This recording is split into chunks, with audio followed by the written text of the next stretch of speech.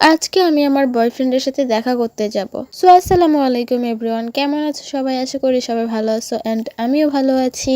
আবারও নিয়ে চলে আসলাম তোমাদের মাঝে নতুন একটা ব্লগ। বেশ অনেকদিন যাবত কোনো ব্লগ ছাড়া হইতেছে না, সো ভাবলাম তোমাদের মাঝে একটা ব্লগ শেয়ার করি। আর এই ব্লগটা আমার জন্য অনেক স্পেশাল বিকজ আজকে 9 মাস পর আমি আমার বয়ফ্রেন্ডের সাথে ফার্স্ট দেখা করতে যাব। আমি দীর্ঘ 9 মাস পর্যন্ত ওয়েট করছি আমি আমার বয়ফ্রেন্ডের জন্য।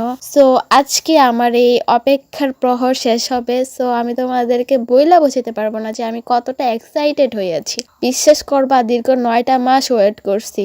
এক একটা দিন মনে হয়েছে এক এক বছর। সো আজকে ফাইনালি আমি আমার বয়ফ্রেন্ডের সাথে দেখা করতে যাইতেছি। যে অনুভূতিটা তোমাদেরকে প্রকাশ করে বোঝাতে পারবো না যে কেমন ফিল হইতেছে আমার। তো যাই হোক, আমি আমার ভাইকে সাথে নিয়ে আমার বয়ফ্রেন্ডের সাথে দেখা করতে যাইতেছি এন্ড আমি অনেক খুশি। ফার্স্টে তো আমার ভাই যেতে রাজি ছিল না, বাট আমি আমার ভাইকে বুঝিয়ে শুনে রাজি করে ফেলছি এন্ড আমরা যাচ্ছি। এন্ড আমি রাস্তা দিয়ে যাওয়ার সময় ভাবতেছি কখন রাস্তা শেষ হবে এন্ড কখন আমি আমার বয়ফ্রেন্ডকে দেখবো। যে কি একটা অনুভূতি যেটা তোমরা বুঝবা না, যার বয়ফ্রেন্ড আছে শুধু সেই বুঝবে। আর আমি আমার ভাইকে বিরক্ত করে ফেলতেছি যে কতক্ষণে যাব আমরা, কতক্ষণে রাস্তা শেষ হবে, এগুলা বলতে বলতে এন্ড আমি যাওয়ার সময় একটু ভিডিও করতেছি।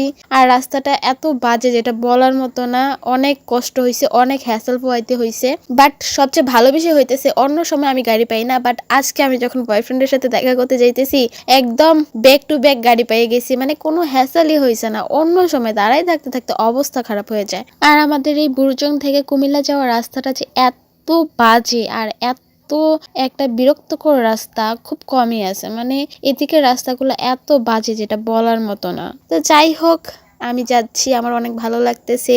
যেটা বুঝতেছো তোমরা, আমার কথাবার্তায় বুঝতেছো যে আমি কতটা খুশি ছিলাম।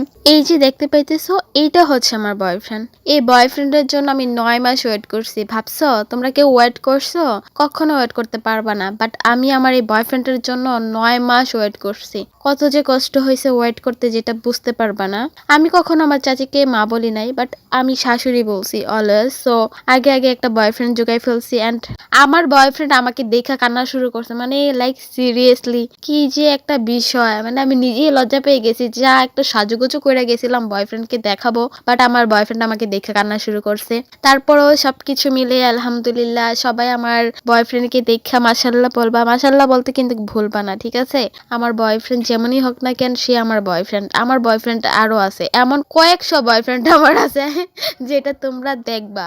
আর যারা তোমরা আমার ভিডিও দেখো তারা তো জানো যে আমি আমার ছোটখাটো বিষয়গুলোও তোমাদের মাঝে শেয়ার করি। বাট বেশ অনেকদিন যাবত তেমন কোনো ভিডিও ছাড়া হইতেছে না বিকজ আমি অলসতার জন্য কোনো ভিডিও ছাড়তেছি না। তো আজকে যেহেতু আমি আমার বয়ফ্রেন্ডকে দেখতে আসছি, সো ভাবলাম আমার ফুল ফ্যামিলি সহকারে এসে আমার বয়ফ্রেন্ডকে দেখা যাই। অ্যান্ড আজকে আমি দেখে গেছি আমার বয়ফ্রেন্ডকে অ্যান্ড আমি আমার বয়ফ্রেন্ডকে আবার দেখতে যাব ইনশাল্লাহ। আর ওই ভিডিওটাও তোমাদের মাঝে শেয়ার করব, সমস্যা নাই, দেখো তোমরা আমার বয়ফ্রেন্ডকে। সো আমি ভাবলাম যে আমার বয়ফ্রেন্ড যেহেতু আমার কোলে আসলে কান্না করতেছে, সেহেতু আমি আমার বয়ফ্রেন্ডকে আমার ভাইয়ের কোলে দিলাম। দেওয়ার পর একটু আশেপাশে ভিডিও করলাম যে কারা কারা আছে তোমাদেরকে দেখানোর জন্য।